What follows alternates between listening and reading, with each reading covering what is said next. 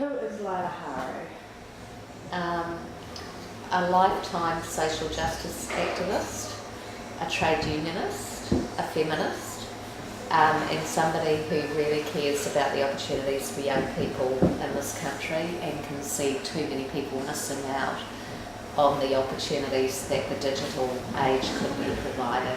Our first question that we've had is what strategies will the Internet Party implement to make sure we can deal with our ageing population?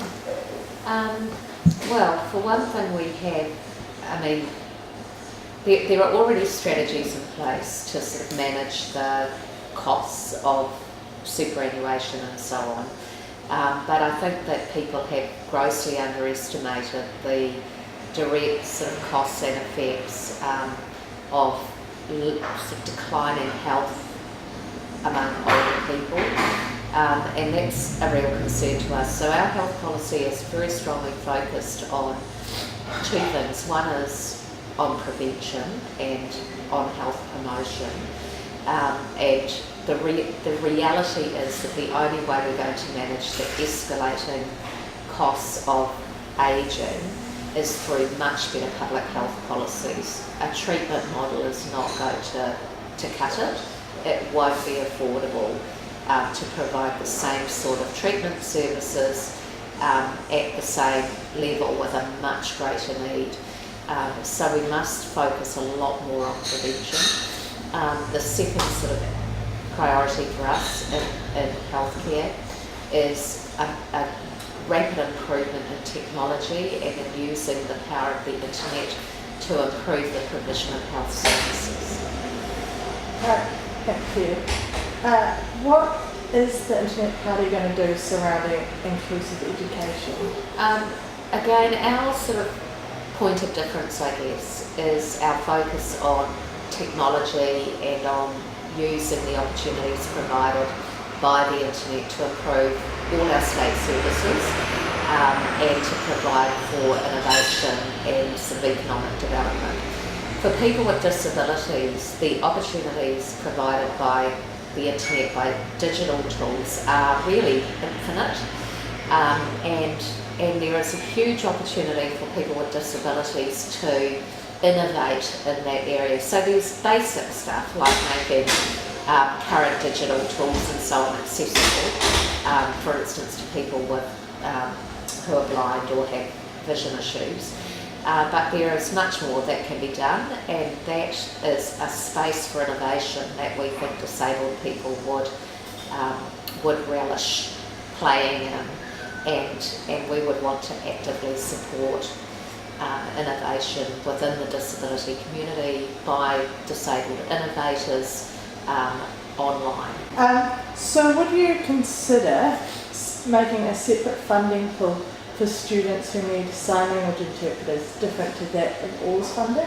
In principle, we would support any initiative which is designed to overcome exclusion and therefore to battle discrimination in our public institutions and systems. So yes, enabling deaf people to learn seems a bottom line really from a human rights point of view, and that obviously means much more resource for training sign language interpreters, and there would be a significant opportunity to bring more people into that system. I mean, we know how difficult it is within the Internet Party, where we've got quite a strong commitment to providing for sign language and so on at meetings, how difficult and expensive it can be to access that resource. Thank you. So that leads me on to one of the other questions that I have been asked. Is the Internet Party directly campaigning to the deaf community? Right across all our ways of operating, we are responsive to our members, and we have some very active deaf members and activists who are pushing for a highly inclusive approach to sign language interpretation, captioning and so on. So yes, we are responsive to that, and it's not this isn't a cynical sort of effort to win votes. It's actually necessary to ensure that the members and the people who are interested in us can access us and be engaged. What's the Internet Party's stance on the abortion law? We've been canvassing members. Our policy process is very democratic. We have a platform for people to introduce new policies and new ideas. And in fact, I personally led the discussion within the Internet Party on this issue. I'm in favour of women's right to choose, and I've initiated a discussion within our policy incubator which would have the effect of removing abortion from the Crimes Act. The response to that from our members has been some opposition, but a very large majority of people supporting decriminalising abortion. Thank you. The final question is, if disability issues is someone's defining factor on who they're going to vote for on September the 20th, why should they vote the Internet Party? Because our policy on technology and innovation will open the door to people with disabilities to use the internet and to use government support for startups and so on in a way that has never happened in New Zealand before.